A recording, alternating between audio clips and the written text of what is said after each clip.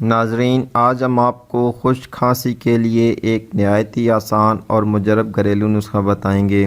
اس کے استعمال سے پہلے دن ہی واضح فرق محسوس ہوگا اور اس کے 3-4 دن کے استعمال سے انشاءاللہ مکمل آرام ملے گا۔ ناظرین، آج کا نسخہ صرف خشک کھانسی کے مریضوں کے لیے ہے۔ جب بلغم نہ خارج ہوتی ہو، اس کھانسی میں گلے میں جلن ہوتی ہے، کھانسی کے دوران گلے میں سوزش، آنتوں کی سوزش اور پھیپھڑوں کی سوزش ہو جاتی ہے، یہ نسخہ ان تمام علامات کے لیے مفید ہے۔ چلتے ہیں آج کے نسخے کی طرف۔ نسخے کے لیے ہمیں 3 چیزوں کی ضرورت ہوگی: 50 گرام سونف، 50 گرام ملٹھی اور 50 گرام گو زبان۔ سونف اور ملٹھی کو باریک پیس کر اچھی طرح آپس میں مکس کر لیں۔ اب 1 کپ پانی میں گو زبان کی 2 چمچ ڈال کر چولہے پر چڑھا دیں۔ جب پانی آدھا کپ رہ جائے تو اتار کر فلٹر کر لیں۔ آپ اس کی جگہ بازار سے تیار شدہ گو زبان کا عرق بھی لے سکتے ہیں۔